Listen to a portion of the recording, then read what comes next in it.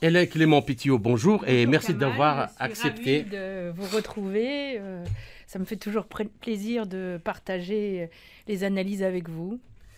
Tout le plaisir est pour nous et certainement aussi pour nos auditeurs. Alors, Hélène Clément Pitio, avant 2022, le pétrole russe était vendu à 571 euros la tonne, soit 155 euros de moins que celui des autres fournisseurs. Mais les Européens ont sanctionné ces approvisionnements. Ils ont également réduit de plus de la moitié les importations de gaz naturel en provenance de Russie, soit de 48 à 22 millions de tonnes. Alors, le gazoduc Yamal Europe a été fermé, les gazoducs Nord Stream ont explosé, ont été fait exploser. Et on sait, nous avons des indices quand même pas mal pour dire qui a fait cette opération. Et fin 2024, l'Europe a cessé d'utiliser le réseau de transit gazier ukrainien. Alors, si l'Union européenne avait continué à acheter du pétrole et du gaz russe au prix normaux du marché au cours des 3 dernières années, elle aurait économisé 544 milliards d'euros. Donc, 178 milliards d'euros pour le gaz, 187 milliards d'euros pour le pétrole, 70 milliards d'euros sur les produits pétroliers, 25 milliards d'euros pour le charbon et 17 milliards d'euros pour l'électricité. Alors, de quoi reconstruire beaucoup d'hôpitaux. Beaucoup d'hôpitaux et beaucoup d'infrastructures. Donc, la question que nous nous posons, je pense que tous les citoyens européens aussi se posent, comment cette situation s'est-elle répercutée sur l'économie réelle et la vie des gens en Europe? Et comment expliquez-vous l'aveuglement des dirigeants européens? Alors, je crois que cette crise qui a été provoquée par des sanctions en fait mal calculées, mal mesurées, a aggravé une situation qui était déjà bien problématique. L'Europe avait déjà des problèmes de dysfonctionnement structurel qui ont été accusés par ces choix en termes de sanctions. Je crois qu'on assiste à l'heure actuelle à un basculement, une accélération du basculement. Et d'ailleurs, on a des chiffres qui permettent de le mesurer. Si vous regardez la part dans le PIB mondial que représentait l'Europe en 2004, par exemple, on voit que c'est à peu près le même poids que les États-Unis, autour d'une vingtaine de pourcents de la part dans le PIB mondial. En 2025, l'Union européenne est passée à moins de 15%. Donc une chute quand même assez importante, si bien que le couple Union européenne-États-Unis à l'heure actuelle font beaucoup moins bien en termes de part dans le PIB mondial que l'Asie et les émergents autour. Voilà, donc ça c'est quand même notable. On a un basculement du monde. Alors cette situation, on va la développer. Hein. Il y a à la fois des raisons générales que vous avez soulignées, dû à des chocs externes, mais vous avez aussi des éléments spécifiques à chacun des pays qui sont dans l'Union européenne. Le projet d'Union européenne était un projet qui imaginait une convergence de l'ensemble des pays vers un modèle. Ça ne s'est pas produit. Les spécificités sont restées parce que les gens ont une histoire. La géographie a aussi une réalité. Et donc, on ne peut pas mettre les gens et la géographie dans une boîte uniforme sur un ensemble de territoires comme l'Union européenne. Donc ces spécificités expliquent aussi les dérapages que l'on observe de façon plus importante dans certains pays par rapport à d'autres. On va y revenir. D'ailleurs, je souligne que Jacques Sapir est en train de préparer une publication sur ce thème. Bien sûr, il souligne en premier lieu les handicaps chroniques dus à la monnaie unique. Parce que dans cet espace de monnaie unique, il n'y a pas la possibilité de faire face individuellement à des chocs externes, des chocs qui ont un effet asymétrique sur les pays. Effectivement, il y a des pays qui vont être plus touchés par tel phénomène de droits de douane que d'autres pays. On va y revenir. Et donc, avec l'euro, on ne peut pas gérer ça.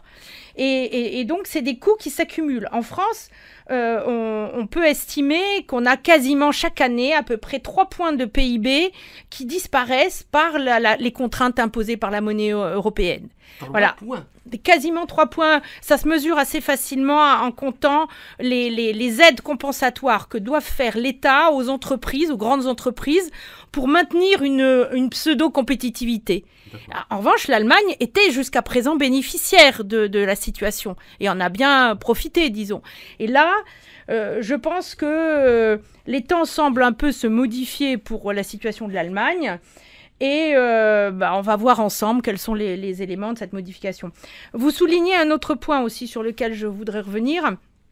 Le fait que les dirigeants européens semblent ne pas réagir correctement à cette situation économique. C'est comme s'ils la niaient. En fait, c'est un peu ça, parce que ils sont dans un discours qui est un discours idéologique, et leur manière de penser est idéologique. Il n'y a aucun pragmatisme chez eux, on le verra. Et ce discours est porté par les médias, qui font en fait la voix de leur maître. Hein, les médias sont payés grassement par les gouvernants européens, les gouvernances européennes. Donc voilà. Et on a vu que les erreurs de pronostic sont majeures. Il y a un aveuglement au désastre. Les experts n'ont jamais voulu dire vraiment la réalité de ce qu'il en était. On l'a vu de façon caricaturale avec ces dirigeants européens qui étaient prêts à mettre l'économie de la Russie dans le chaos. Et ça ne leur a pas suffi d'être ridicule il y a 2-3 ans. Ça continue. Nous avons un responsable, un ministre des Affaires étrangères qui a encore redit qu'il allait tuer ou infliger des drames, des nouvelles sanctions, enfin aller briser l'économie russe. Donc c'est là qu'on se rend compte qu'en fait, ils ne changent pas de mode de pensée. Les experts sont toujours les mêmes et toujours à dire les mêmes bêtises. Voilà, il y a une sorte d'aveuglement au désastre de la part de ces experts. Voilà, c'est tout ce qu'on peut dire là-dessus. C'est triste, c'est l'idéologie qui a le dernier mot pour l'instant. D'accord. Alors, selon Vedomosti, les principaux bénéficiaires ont été les États-Unis et le Royaume-Uni de cette situation, qui vendent désormais leur pétrole et leur gaz à l'Europe 3 fois plus cher. Le choix, donc, je m'excuse, mais disons les choses comme elles sont, de l'idiocratie européenne en faveur d'hydrocarbures occidentaux, plus démocratiques, a généré donc de belles aubaines pour les fournisseurs plus en phase avec nos valeurs. Les valeurs européennes. Les valeurs européennes, voilà, c'est ce que je veux dire, c'est ce que disent, enfin, c'est le discours. C'est le discours. Alors, regardons maintenant en termes de chiffres cela. Alors, 165 milliards d'euros pour les États-Unis, 85 milliards d'euros pour la Norvège, 62 milliards d'euros pour le Royaume-Uni.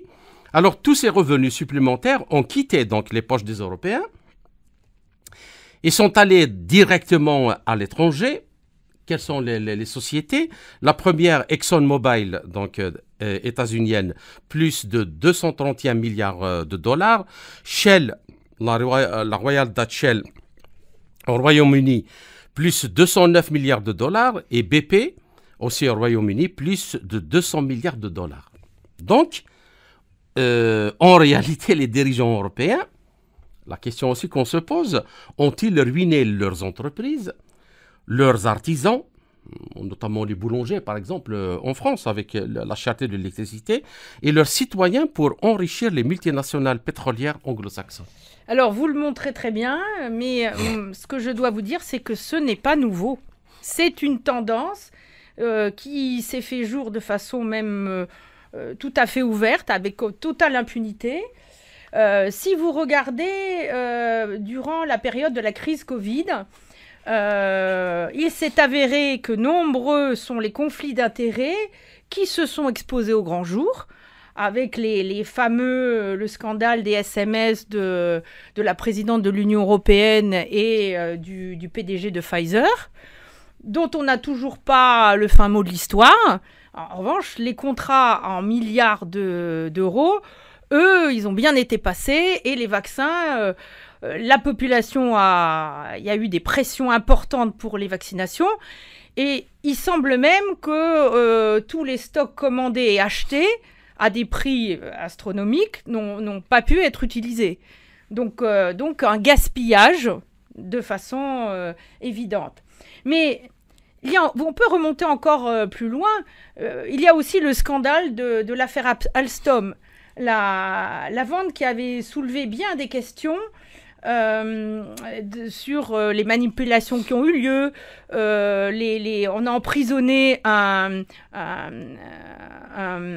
directeur, je crois, du marketing de Frédéric Perucci aux États-Unis pour faire pression sur les dirigeants d'Alstom pour qu'ils vendent l'entreprise à vil prix. Et nous avons des personnages publics qui étaient alors en charge de ce type de dossier. Et Emmanuel Macron a fermé les yeux et même a encouragé cet accaparement par GE, General Electric, de ce fleuron qui était Alstom de la France. Donc, les exemples d'enrichissement privé au détriment des populations européennes sont monnaie courante. Les scandales sont quasiment chaque jour. Maintenant, face à ça, la justice reste totalement inerte. C'est de la corruption ordinaire, je dirais, dans le monde européen. Donc, il n'y a aucune raison que ça s'arrête. Ça ne fait que s'amplifier. La France a vendu à la casse quasiment la totalité de ses fleurons industriels. Le résultat est que la désindustrialisation en France est massive. Si vous regardez la production industrielle en 2024, nous faisons à peine 11%. Combien ? 11% du 11%. PIB. Voilà.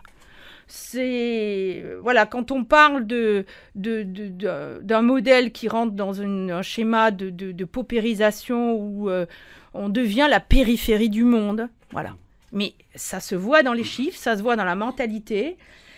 La question qui se pose, c'est comment redresser un tel effondrement. Mais pour l'instant, je ne sais pas s'il y a des gens qui ont vraiment des réponses. D'accord. Alors, mais il y a quand même une question, puisque vous dites... Alors, ces histoires-là, juste pour continuer un peu dans le même sens, de réarmement de l'Europe, 800 milliards, nous allons injecter de l'argent, nous allons reconstruire. Donc, puisqu'en réalité, si le pétrole et le gaz déjà a bénéficié aux entreprises anglo-saxonnes, est-ce que ce n'est pas aussi quelque chose, un prélude pour enrichir le complexe militaro-industriel américain ? Ça s'amplifie. Voilà, ça marche, donc ça s'amplifie. Il y a quand même une cagnotte. L'épargne des Français représente quand même, enfin surtout sur certaines générations, pas les générations les plus jeunes, mais représente un pactole qui intéresse grandement le gouvernement. Donc ils sont en train de mettre en place des mesures pour capturer cette épargne, alors de façon incitative, pour soutenir la défense et faire la guerre contre la Russie. C'est comme ça que c'est présenté. Et progressivement, on s'attend à ce que ça devienne une incitation un peu plus vive, un peu plus... Mais la question qu'on se pose, c'est même si l'argent est rassemblé, l'argent il ne se transforme pas en armement du jour au lendemain. Voilà. Donc on se demande, est-ce que cet argent n'ira pas dans les poches du complexe militaro-industriel américain, anglo-saxon ? A priori, on s'adressera où il existe encore des producteurs. Voilà. Maintenant, vous avez quand même l'Allemagne qui dit partout qu'elle va réindustrialiser militairement et que les entreprises comme Porsche vont être les premières à fournir le nouvel armement pour l'Allemagne et son combat contre la Russie. Voilà. Donc, quand je vois les voitures russes, en Russie, les voitures allemandes, dernier modèle dans toutes les rues en ce moment, je m'interroge un peu sur la motivation des Russes à être un peu précautionneux, quoi. Voilà. Enfin, nous y reviendrons. D'accord. Alors, il y a eu encore une chose pour terminer cette première partie. Tout cela donc reste insignifiant en comparaison de l'impact des sanctions sur le PIB de l'Union européenne. Alors, La seule baisse des approvisionnements en gaz a coûté à l'Union européenne jusqu'à 2 points de pourcentage de croissance du PIB par an. En moyenne, donc la perte cumulée du PIB de l'UE s'élève à près de 4%, soit un total stupéfiant donc de 1300 milliards d'euros sur 3 ans. Et l'Allemagne a été la plus durement touchée. Son économie donc se contracte pour la 2e année consécutive. Pour la première fois dans l'histoire économique, l'UE est entrée dans une phase de désindustrialisation avancée, c'est ce que vous voulez de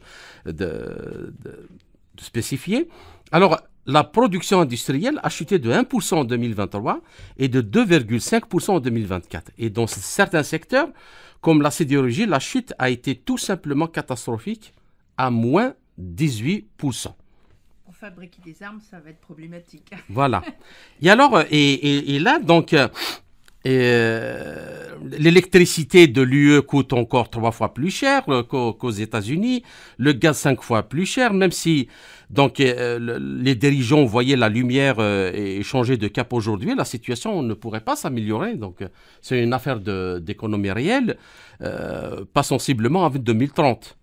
Alors, ces changements ayant réduit la compétitivité justement des industries de l'Union européenne et de l'Allemagne, qui à elle seule a perdu plus de 250 000, il faut bien le rappeler, emplois dans le secteur manufacturier, annonce-t-il une faillite complète de l'UE. Et l'UE est-elle sur la voie de la désintégration autant que Alors, je crois que ce qu'il faut voir, c'est le mécanisme d'accumulation des crises qui plombe l'Union européenne. On a en ce moment la crise des sanctions et finalement la crise due aux droits de douane de l'administration Trump. Est-ce qu'on arrive à une sorte d'hallali du système?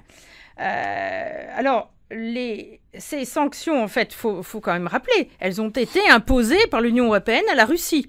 Donc, ils se sont auto-punis eux-mêmes. C'est ça qui est quand même assez terrible. Auto-piégés. Et effectivement, comme vous l'avez souligné dans vos chiffres, elle affecte directement l'industrie européenne, les capacités de production. Et le pire, c'est que ça affecte le pays qui était le plus en pointe et qui était le leader de l'Europe en termes industriels, c'est-à-dire l'Allemagne. Et on assiste à quelque chose qui est quand même notable, c'est un effondrement de la demande en Allemagne. Et cet effondrement de la demande, il provoque une contagion sur les sous-traitants qui étaient disséminés dans les pays autour de l'Allemagne. Donc, et là, vous avez un phénomène, c'est que les pays européens eux-mêmes, certains sont plus touchés par la baisse de demande de l'Allemagne que par les effets du prix de l'énergie qui s'est renchéri chez eux. Vous voyez? Donc, c'est l'intégration européenne qui est la plus néfaste à certains pays qui avaient trop de liens avec l'Allemagne. Donc, on est dans un paradoxe total, puisqu'on parlait de convergence, on parlait de diffusion de la croissance, etc. Là, c'est complètement l'inverse. On est dans une diffusion de la récession. Voilà. Donc, il y a un indicateur très significatif qui vaut la peine de souligner. C'est celui qui est le taux d'utilisation des capacités des industries manufacturières dans l'Union européenne. Alors, si on regarde ce chiffre, avant la crise Covid, il s'établissait à 82%. Ensuite, durant la crise Covid, on a eu quelque chose autour de 66%, mais c'était normal parce que l'industrie était mise un peu à l'arrêt avec les confinements, etc. Et ce que vous pouvez voir, c'est que après la crise Covid, il y a un démarrage qui a eu lieu, mais on n'est jamais remonté au taux d'utilisation des capacités de la période avant le Covid. On est à 77%. Il y a 5% de perte de dynamisme de l'appareil industriel qui s'explique et qui marque l'affaiblissement du complexe industriel européen, quoi, qui est plus à la hauteur de ce qu'il était même avant le Covid, quoi. Alors, je vous souligne un point assez intéressant, c'est qu'il y a 3 pays qui font exception. C'est pas, on peut ne pas l'avoir remarqué. C'est la Grèce, Chypre et Malte. Et vous savez pourquoi? Grâce à la transition des voies de la logistique énergétique. C'est-à-dire qu'on avait des voies par les tubes, ça circulait dans les tuyaux, et maintenant ça circule plus par la mer. Donc les pays qui ont un savoir-faire dans l'industrie navale et dans la construction navale et dans les réparations de navires bénéficiaient de ce changement de la logistique. Bon, voilà. C'est peut-être anecdotique, mais c'est intéressant parce qu'il y a quand même une logique dans les mécanismes économiques réels. Et donc, on a une lecture, si on prend soin à regarder les choses dans le réel, on peut comprendre ce qui se passe. Il n'y a pas besoin d'avoir des théories ou des idéologies farfelues, quoi. Alors, je voudrais souligner aussi un point par rapport à l'Allemagne qui me semble important, c'est que les gros groupes allemands ont répercuté la croissance des prix énergétiques sur les consommateurs, mais ils ont même fait plus. Ils se sont un peu nourris sur la bête. C'est-à-dire qu'ils ont en plus généré plus d'inflation en Allemagne que nécessaire. Donc vous voyez ce comportement toujours de prédation que l'on observe. Voilà. Et donc c'est un comportement de prédation qui est fait au détriment de la population. Voilà. Et justement, pour finir avec cette première partie, c'est une chose quand même qui nous intéresse beaucoup. Rajoute les droits de douane, enfin la question des droits de douane de Trump. Je pense que c'est ça que vous vouliez me poser comme question, non ? C'est la vie des gens, justement, comment les gens sont impactés. Donc, je rappelle juste quelque chose. Donc, les prix à la consommation ont augmenté de près de 20% actuellement, depuis le début du conflit. Les prix alimentaires. Oui. Les prix alimentaires. Et dans certains secteurs, les hausses ont été brutales. Par exemple, le charbon, plus 73%, le gaz 51%, l'essence plus 43%, l'électricité plus 32%. Alors c'est variable d'un pays à l'autre, parce que vous voyez, vous avez par exemple l'Espagne et le Portugal qui sont sortis des accords européens sur l'électricité, et du coup ils ont un petit peu plus de mou que les autres.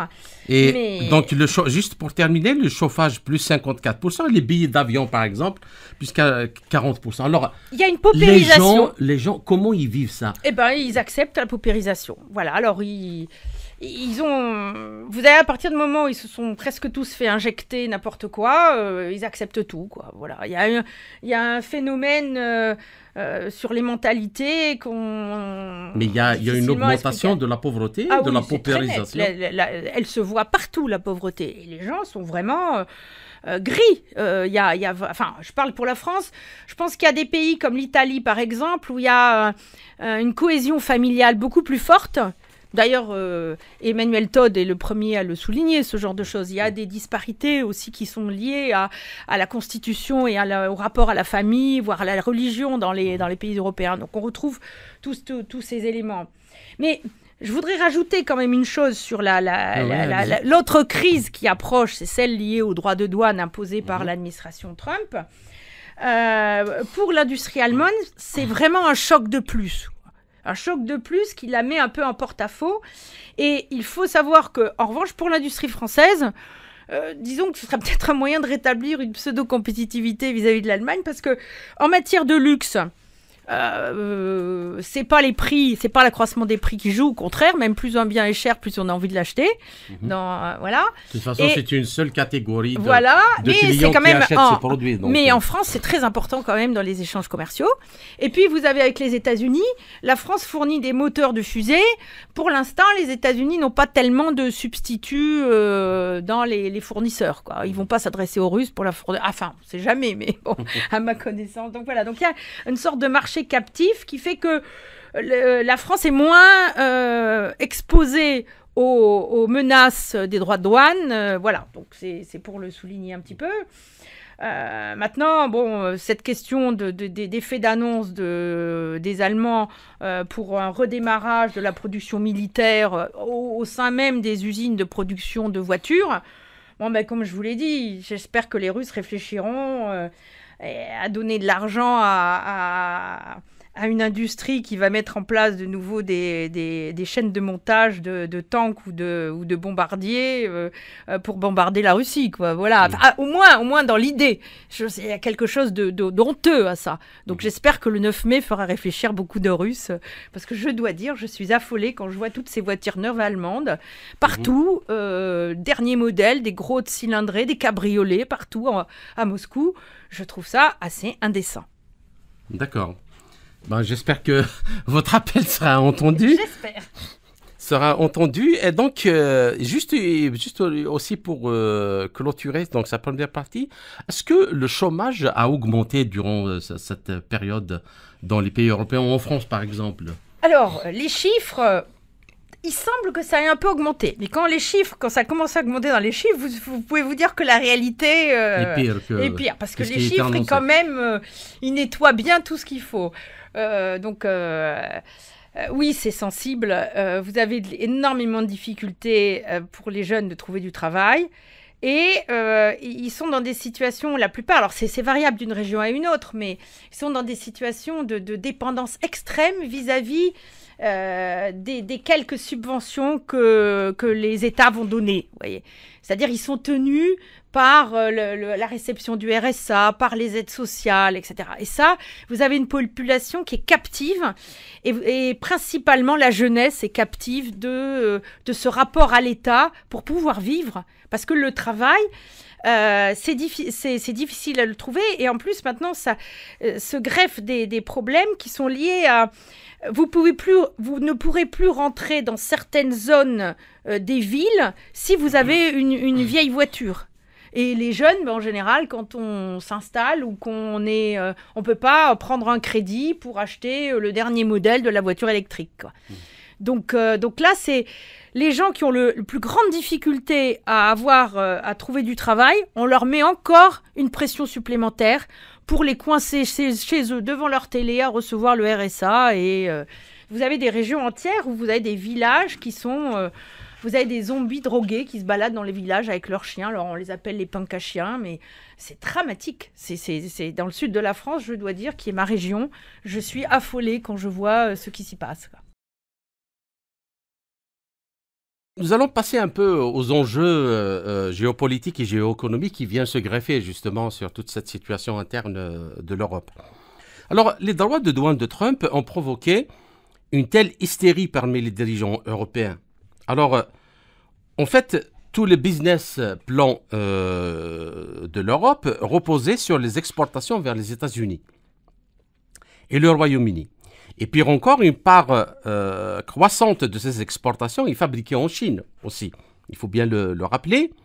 Les producteurs européens, ils délocalisent leur production justement là-bas pour produire moins cher. Alors, l'ensemble du système économique en réalité de l'Union européenne reposait sur ces relations aujourd'hui en voie de démantèlement avec les États-Unis et la Grande-Bretagne.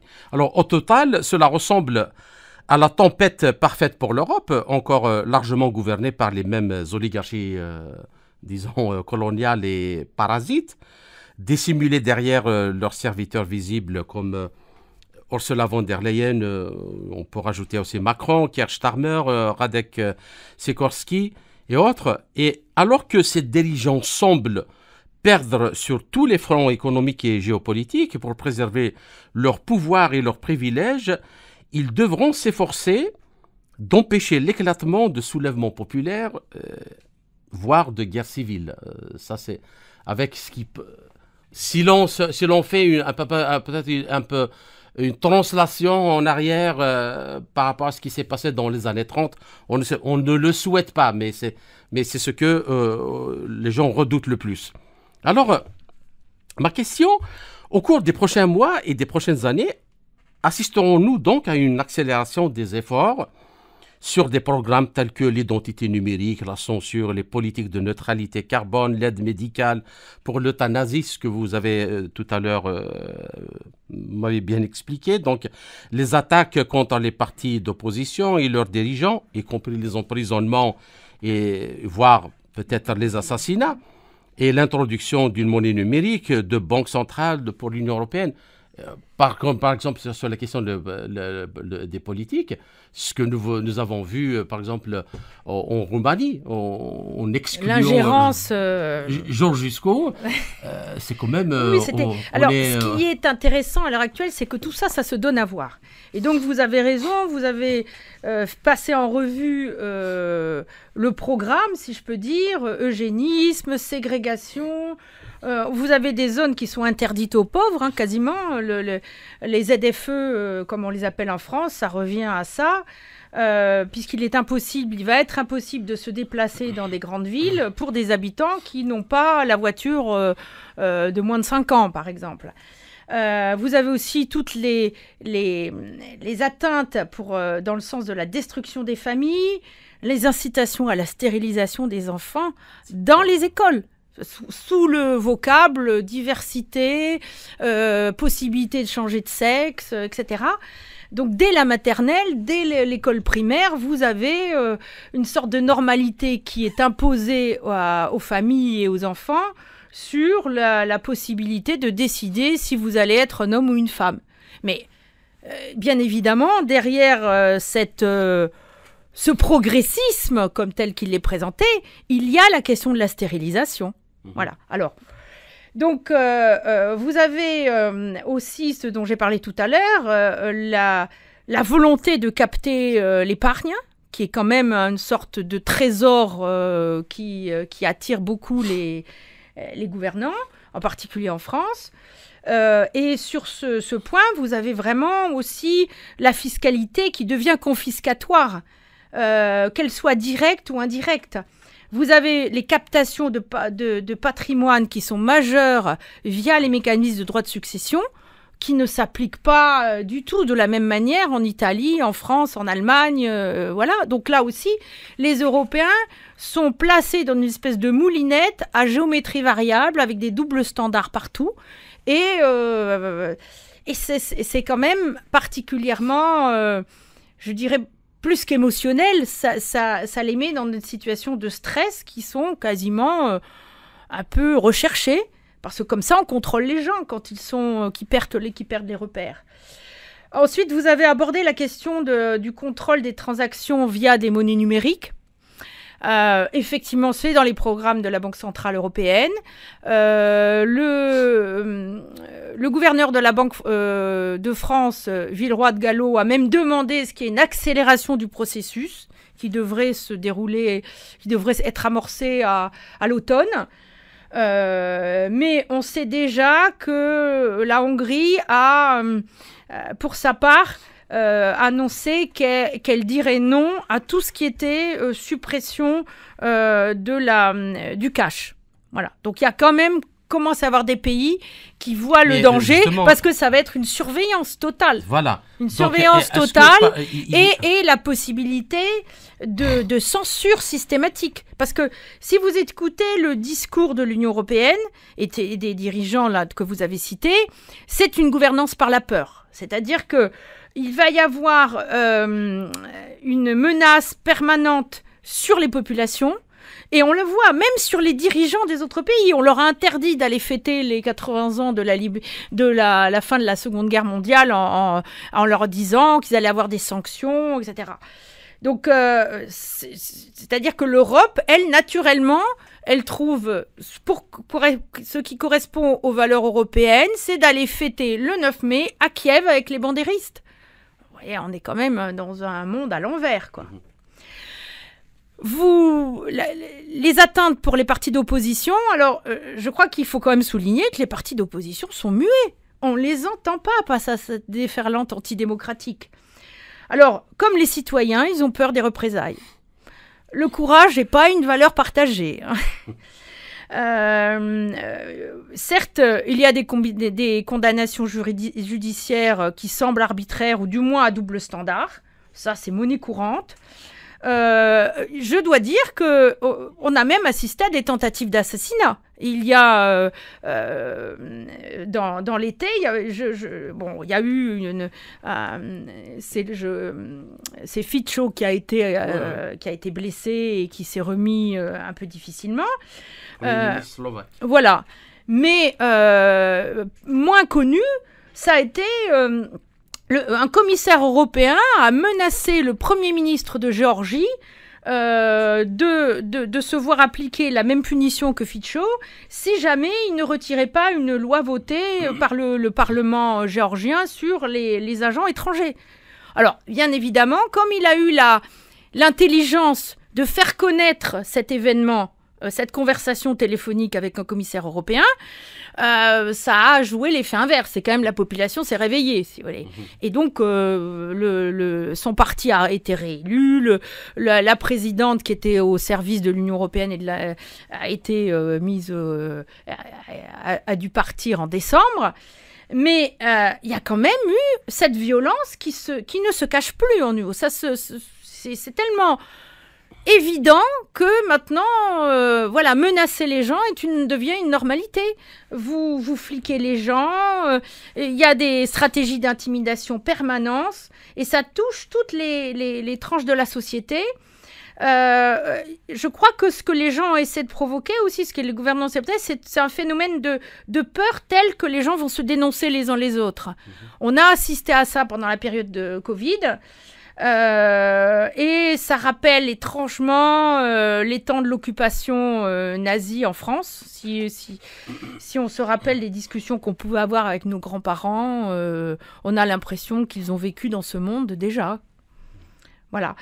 Il y a un point aussi que je voudrais souligner, c'est l'excitation de la haine en tout genre. C'est-à-dire que il y a... Alors, je ne sais pas si c'est uniquement une volonté de la gouvernance par la peur ou malencontreusement aussi des réseaux Internet qui propagent de ce genre de recours à la haine ou d'excitation de la haine.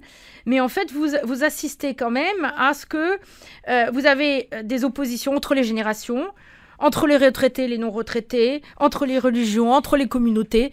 Ça fait... les journaux sont pleins de ça, sont remplis de ces excitations. Donc, il y a une recherche pour briser la société en petits morceaux et presque provoquer les conflits qui vont détourner des enjeux économiques majeurs. Voilà. La haine anti-islamique, on la voit aussi partout. Et malheureusement, vous avez beaucoup de gens qui pourraient être bienveillants, qui sont pris dans ces effervescences de haine, dans ces pièges de la haine. Et pourtant, avec les populations musulmanes en France, par exemple, on voit bien qu'on partage les mêmes valeurs familiales. Et de la même manière, tout ce qui est fait en termes de wokisme ou d'eugénisme, ça effraie plutôt les familles, que ce soit des musulmans ou du chrétien. Donc il y aurait moyen de s'entendre sur des valeurs partagées, et parce que la haine est excitée, il n'y a pas moyen de faire bloc contre le gouvernement, et ainsi le gouvernement a tout le loisir de pouvoir se maintenir. Les élections tournent toujours du côté qui les arrange. Voilà. Je crois que l'équation, c'est toujours diviser, provoquer le chaos pour pouvoir régner. Et Macron, à la matière, est un très bon élève, tout simplement parce qu'il envisage de prendre un jour la tête de l'Union européenne, donc c'est son ambition. Alors voilà, la situation est celle-ci, et la société n'est pas encore suffisamment mature pour prendre le recul nécessaire, et peut-être qu'il faut un cran de plus dans la désolation, je ne sais pas. D'accord. Alors, on a l'opération militaire anglo-américaine lancée il y a quelques semaines en mer Rouge a entièrement bloqué la route commerciale passant par le détroit de Bab el-Mandeb sur le golfe d'Aden, par lequel donc transite entre 55 et 60% du commerce mondial, notamment énergétique. Alors, la route commerciale de la mer Rouge est cruciale pour les économies européennes en particulier, car l'essentiel du commerce y transite est européen. Comme l'a indiqué donc J.D. Vance, seulement 3% environ du commerce américain passe par la mer Rouge. Alors, avant le 15 mars, Ansarallah au Yémen n'interdisait cette route qu'aux navires israéliens. Mais les navires européens continuaient de la traverser. Et ce n'est qu'après le début des attaques américaines que le problème a pris une ampleur considérable. Et aujourd'hui, les navires qui seront d'Asie en Europe doivent contourner le continent, car la mer Rouge n'est plus sûre. Et contourner le continent, c'est-à-dire passer par le cap de Bonne-Espérance, en Afrique du Sud. C'est-à-dire des coûts supplémentaires. Quoi. Voilà. Alors, si cette opération militaire n'a pratiquement aucun effet sur la capacité d'Ansarallah à mener une guerre, parce que nous le voyons, quand même ça fait des années qu'ils essaient de les bombarder, de les décapiter, elle a eu pour effet, en revanche, de fermer la principale route commerciale de l'Europe vers l'Asie, la rendant ainsi beaucoup plus lente et beaucoup plus coûteuse. Alors, si l'on met tout le tableau maintenant ensemble, la politique militaire des États-Unis, la politique douanière des États-Unis, et en plus de ça, on rajoute énergétique avec le sabotage des Nord Stream 1 et 2, la fermeture du gazoduc Yamal, et aujourd'hui, la fermeture de ce détroit de Bab el-Mandeb. La question est de savoir si, on se pose la question si l'administration Trump a agi ainsi par inadvertance ou délibérément. Pourquoi une telle situation serait-elle hors de portée de l'administration américaine? On se le pose aussi. Si elle a choisi de le faire. Et comment peut-on expliquer que les dirigeants européens, qui normalement devraient se précipiter sur cette région-là, parce que c'est eux qui sont touchés, c'est pas les Américains, il n'y a que 3% du commerce américain. Moins sans plaindre. Voilà, ils font rien. Ils sont complètement absents du tableau.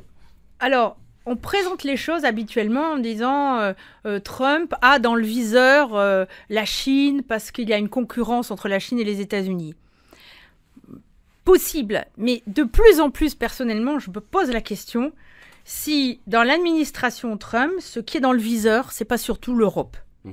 Parce que comme vous venez de le dire, si on regarde les différents éléments, finalement, quand on prend la globalité, et puis même les discours, parce que les discours américains, c'est souvent ce monde de la multipolarité, du moins dans les déclarations, ils l'admettent. Simplement, ils veulent garder une place. Voilà, et peut-être qu'ils sont un peu lassés par les guerres qu'ont menées les conservateurs depuis des années sous prétexte de maintenir une hégémonie qui est plus tenable. Voilà, donc on peut se poser cette question. Moi, je crois qu'il y a quand même pas mal de choses qui énervent l'administration américaine et même une bonne partie des Américains et des milieux d'affaires américains. C'est cette Europe avec ses mœurs décadences, la violence anti-Trump dans les propos de nos médias, la désinformation, les insultes. Enfin, je veux dire, vous savez, une chose qui m'a vraiment très, très étonnée, vous avez des gens tout à fait sensés, tout à fait bien, qui s'imaginent en Union européenne que Trump a organisé lui-même ses tentatives d'assassinat pour se faire élire. Je dois dire, j'en étais particulièrement interloquée. Vous avez un autre point aussi, c'est que vous avez tous les démocrates néoconservateurs les plus agressifs, en fait, se sont réfugiés en Union européenne et ils tiennent un peu les rênes, si je peux dire, dans leur réseau d'influence. Et ce qu'ils font, c'est qu'ils attendent et ils tiennent le discours aux Européens d'attendre 4 ans ou même moins de 4 ans pour pouvoir reprendre les rênes aux États-Unis. Ils sont persuadés que le balancier va revenir pour eux. Et ils ne veulent pas du tout faire de cadeau à Trump pendant ces 3 ans et demi. Ils veulent tout faire pour aggraver la situation, les conflits en particulier en Ukraine, parce que dans ce conflit, comme vous l'avez souligné, les guerres veulent dire des ventes d'armes et donc ils profitent allègrement de ces ventes d'armes. Et puis en même temps, vous pouvez vous procurer des organes. Là, il y a pléthore d'organes en Europe. Vous pouvez vous faire changer un rein dès que vous en avez envie, même si vous avez presque 80 ans. Mmh. Et aussi des enfants, parce que la pédophilie est quasiment légalisée. dans le fonctionnement du système. Alors, ce business de ce qu'on pourrait caractériser comme des carnassiers, hein, vous avez la presse occidentale qui applaudit. C'est normal, voilà. Et en faisant ça, elle dissimule les éléments importants. Par exemple, ce que vous dites à propos des voies commerciales qui sont quand même particulièrement, la logistique devient complexe pour les Européens et encore plus coûteuse. La presse occidentale est quasi muette sur le sujet. C'est pas à l'ordre du jour. Alors, il y a quand même une partie du business en France ou en Europe qui commence à s'alarmer. On a eu des signes. Et notre grand oligarque Bernard Arnault, la semaine dernière, a commencé à se plaindre de la bureaucratie européenne. C'est très étrange parce que c'est lui qui a financé grassement les élections de toute la Macronie. Et donc, si on creuse un peu, on peut essayer de trouver que ce changement d'attitude, en fait, est lié à une sorte de retour de bâton. Et là, c'est pas les États-Unis qui sont à la manœuvre, mais c'est la Chine.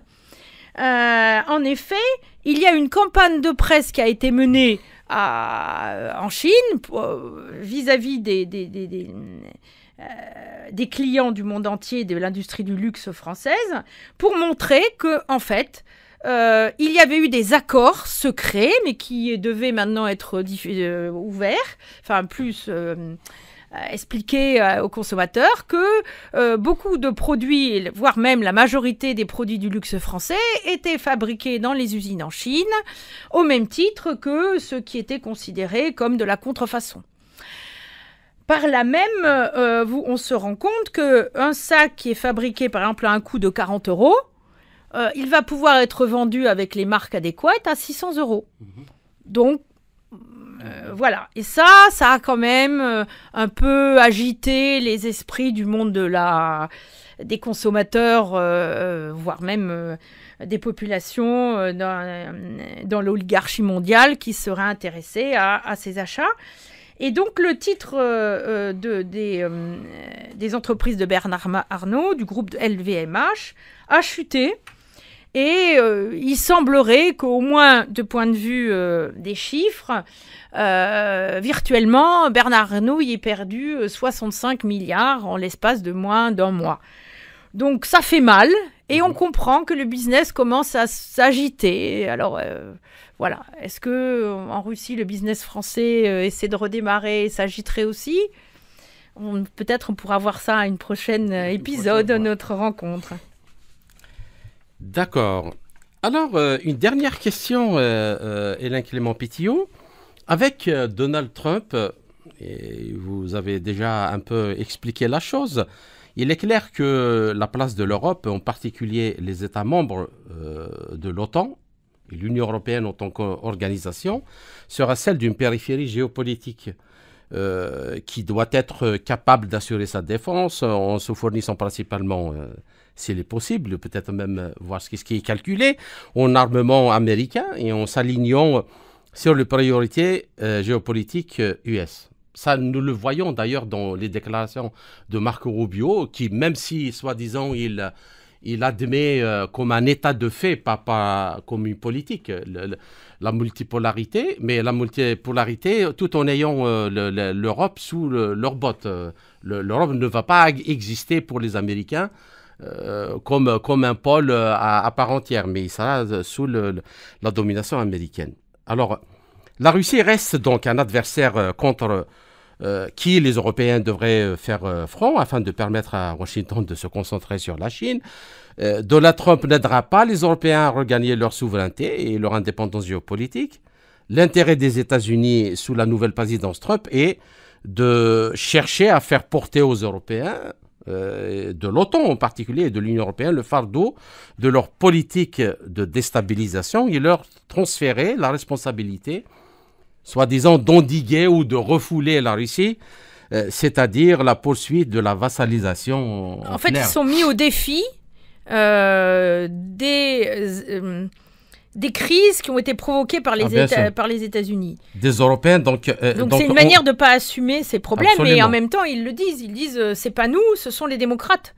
Et vous entendiez bien avec les démocrates, donc maintenant c'est à vous à vous débrouiller la avec question, vu le contexte économique et financier désastreux de l'Europe actuellement, comment expliquer l'aveuglement des gouvernements atlantistes au pouvoir aujourd'hui dans les pays européens, opposés à toute remise en cause de leur statut supplétif, malgré tous les changements que Trump a introduits et qui pourraient être fatals à leur pays? Alors, je crois qu'il faut bien comprendre que l'aveuglement est général. Et la presse, si vous lisez la presse occidentale, ça traduit bien, enfin surtout la presse européenne, ça traduit bien ce point. Il y a une sorte de... Alors, je disais tout à l'heure, aveuglement au désastre, on peut reprendre ce terme. C'est-à-dire que toute pensée alternative, voire même pas en opposition, mais simplement qui met l'accent sur, de façon non univoque sur des problèmes un petit peu avec une hiérarchie différente, elle est accusée d'être complotiste. Donc vous voyez, vous avez un mot fourre-tout, et la réponse à ça, c'est des sanctions, de la censure. Le récit ne se cache pas, c'est permanent, des menaces. Mais en fait, il faut se dire que ce qu'on voit vraiment de façon très visible maintenant, ça a été déjà mis en place de longue date en Europe. Depuis longtemps en France, il n'était pas possible de mener vraiment des recherches et des travaux sérieux, voire même des innovations, que ce soit en économie comme dans les sciences, parce que il y a une inertie qui était mise en avant, qui garantissait d'une sorte d'état de fait, d'équilibre général de ce monde qui s'estimait le meilleur. Vous voyez, les slogans qui étaient mis en avant, c'était l'économie de la connaissance. Voilà. Nous, on est au sommet et on a vocation à disséminer en fonction de ce qu'on a envie, quoi. Voilà. Et ça ne marche pas dans un monde multipolaire. Les acteurs n'ont toujours pas réalisé. C'est l'obscurantisme qui a eu le dernier mot.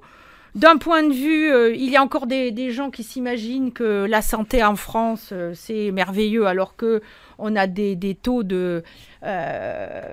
pour 1000 naissances, on a 4 enfants qui naissent, qui meurent actuellement, ce qui est quand même... Et qui meurent pour quelle raison? Diverses. On perd 4 enfants chaque fois qu'il y a 1000 naissances, quoi. C'est un taux, une explosion de ces indicateurs de mortalité infantile qui, pour Emmanuel Todd, sont des indicateurs très forts de l'état de la société d'un pays. Je rappelle que c'est sur ça qu'il s'est appuyé pour prévoir. Bien sûr. Pour justement prévoir l'effondrement de l'Union soviétique. Voilà. Et je crois qu'il faut se poser des questions par rapport à la formation. Voilà. Vous avez, depuis, mettons, 40 ans, dans certains domaines, en particulier, celui que je connais, l'économie, vous avez une inertie des programmes d'enseignement. Et comme le dit Jacques Sapir de façon un peu amusée là, dans une émission...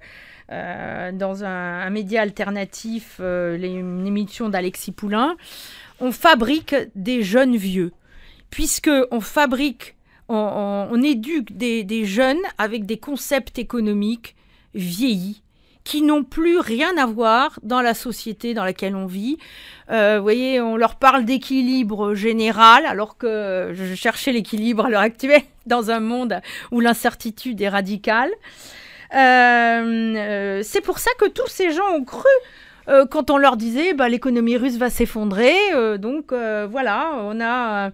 Et vous avez vu en Russie, c'est toutes ces entreprises qui partaient en courant parce que tout allait s'effondrer en Russie, la révolution était là. Voilà. Donc, Et là, justement, on ne peut que vous l'accorder.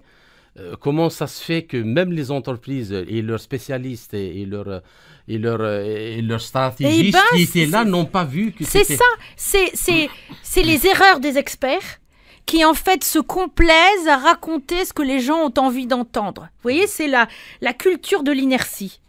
Et je crois qu'on arrive à un point où maintenant, ce phénomène qui a touché depuis 40 ans à la formation de nos élites, mais même des chefs d'entreprise et de toute la population, c'est qu'on a un effet massif sur la productivité du travail qui s'effondre en France.